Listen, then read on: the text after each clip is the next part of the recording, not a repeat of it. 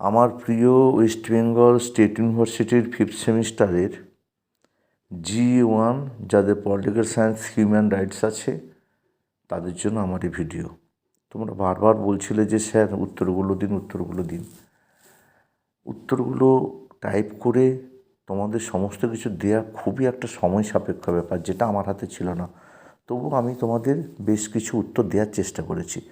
দেখো তোমরা ভিডিওটা। 2 নম্বরের প্রথম প্রশ্ন, মানবাধিকার সংক্রান্ত সর্বজনীন ঘোষণার তাৎপর্য কী? মানবাধিকারের সর্বজনীন ঘোষণাপত্র জাতিসংঘের সাধারণ পরিষদ কর্তৃক গৃহীত একটি ঘোষণাপত্র বা আন্তর্জাতিক দলিল, যা সমস্ত মানুষের অধিকার এবং স্বাধীনতাকে সংহত করে। সম্মিলিত জাতিপুঞ্জের সাধারণ সভার 3য় বার্ষিক সম্মেলনে 1948 সালের 10ই ডিসেম্বর মানবাধিকার সংক্রান্ত বিশ্বজনীন ঘোষণাপত্র খসড়াটি গৃহীত হয়। এই খসড়াপত্রে বলা হয় সমস্ত মানুষ এবং সমস্ত জাতির জন্য অর্জনের একটি সাধারণ মানদণ্ড হিসেবে গৃহীত UDHR অর্থাৎ Universal Declaration of Human Rights জাতিগুলিকে জাতীয়তা, বসবাসের স্থান, লিঙ্গ, জাতীয় বা জাতিগত নির্বিশেষে সমস্ত মানুষকে স্বাধীন এবং মর্যাদা ও অধিকারের সমান হিসেবে স্বীকৃতি দেওয়ার প্রতিশ্রুতি দেয়। 2. সম্মিলিত জাতিপুঞ্জের মানবাধিকার কমিশনের কাজ কী? না, সম্মিলিত জাতিপুঞ্জের মানবাধিকার কমিশনের দায়িত্ব 3টি বিস্তৃত ক্ষেত্র আছে। সেগুলি হলো 1. মানব ও জনগণের অধিকার প্রচার, 2. মানব ও জনগণের অধিকার রক্ষা করা, 3. মানব ও জনগণের অধিকার সম্পর্কিত আফ্রিকান সনদের ব্যাখ্যা করা।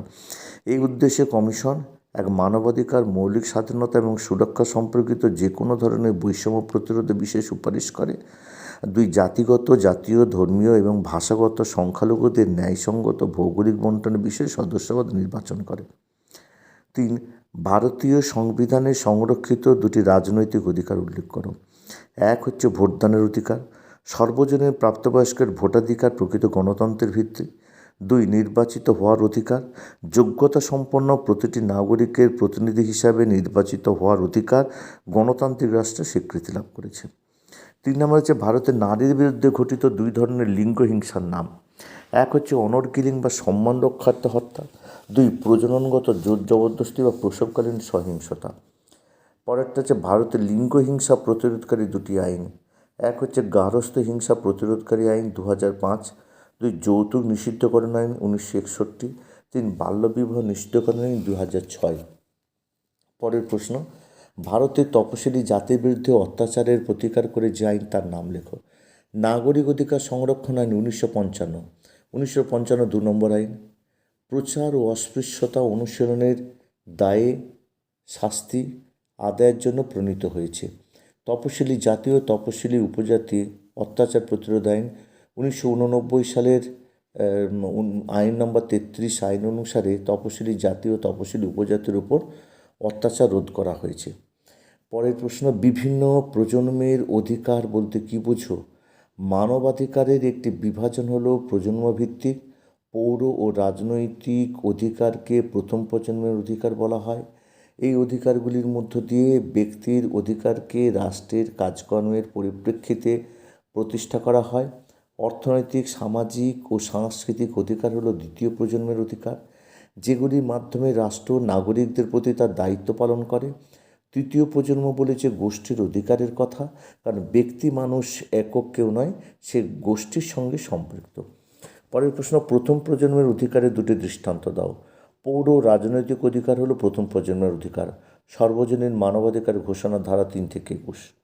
পরের প্রশ্ন, দ্বিতীয় প্রজন্মের অধিকার 2টি উদাহরণ দাও।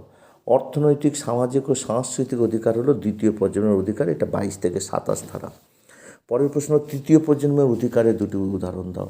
তৃতীয় প্রজন্মের অধিকার হলো ব্যক্তি বা গোষ্ঠীর অধিকার। এখানে 1 নম্বর সংখ্যালঘুদের অধিকার, আর 2 হচ্ছে সাংস্কৃতিক ও পরিবেশগত অধিকারের কথা বলা হয়েছে।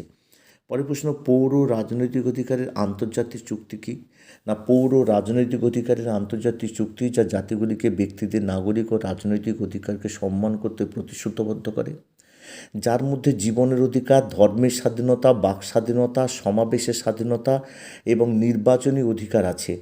এটি 16 ডিসেম্বর 1966 তারিখে জাতিসংঘের সাধারণ পরিষদের প্রস্তাব 2200 হচ্ছে যে XXI, অর্থাৎ আমরা বলতে পারি যে 21 নাম্বার দ্বারা গৃহীত হয়েছিল এবং এর 35তম অনুসমর্থন বা যোগদানের পর 23 মার্চ 1976 তারিখে কার্যকর হয়। এবার 5 নম্বর প্রশ্ন দেখো, জেনেভা চুক্তির তাৎপর্য বা গুরুত্ব কী? 1954 সালে জেনেভা চুক্তি ছিল ফ্রান্স এবং ভিয়েতনামের মধ্যে 8 বছরের লড়াই শেষ করার একটি প্রচেষ্টা, যেটি 1954 সালে সুইজারল্যান্ডের জেনেভা শহর 26 এপ্রিল থেকে 20 জুলাই পর্যন্ত অনুষ্ঠিত হয়েছিল। সম্মেলনে সোভিয়েত ইউনিয়ন, ব্রিটেন, ফ্রান্স, মার্কিন যুক্তরাষ্ট্র, চীন, কম্বোডিয়া, লাওস, উত্তর ও দক্ষিণ ভিয়েতনাম প্রভৃতি 9টা রাষ্ট্র যোগদান করে। 21 জুলাই 1954 সালে ভিয়েতনাম ও ফ্রান্সের মধ্যে একটি যুদ্ধবিরোধী চুক্তি স্বাক্ষরিত হয়। চুক্তি অনুসারে স্থির হয় যে 17 ডিগ্রি অক্ষরেখা ধরে একটি সাময়িক সীমানারেখা স্থিরীকৃত হবে। ভিয়েতনামের গণবাহিনী তাদের সকল সৈন্য সমর্থকদের এই সীমানারেখার উত্তরাংশে সরিয়ে নিয়ে যাবে। সীমানারেখার দক্ষিণাংশে সারগনে একটি অস্থায়ী সরকার গঠিত হবে। চুক্তি স্বাক্ষরের 2 বছরের মধ্যে সমগ্র ভিয়েতনামে সাধারণ নির্বাচন অনুষ্ঠান করে 2 দেশের জন্য এক সরকার গঠন করতে হবে। চুক্তি অনুসারে আরও স্থির হয় কোনো অংশে বিদেশি সৈন্য ও সমর উপকরণ আনা চলবে না। এই চুক্তির বিশেষত্ব হলো মার্কিন যুক্তরাষ্ট্র এতে স্বাক্ষরদান করেনি। এর ফলে ভিয়েতনামে শান্তি স্থাপিত হলো না। ভিয়েতনামকে কেন্দ্র করে 2 বৃহৎ শক্তিজোটের সংঘর্ষের সূত্রপাত হয়।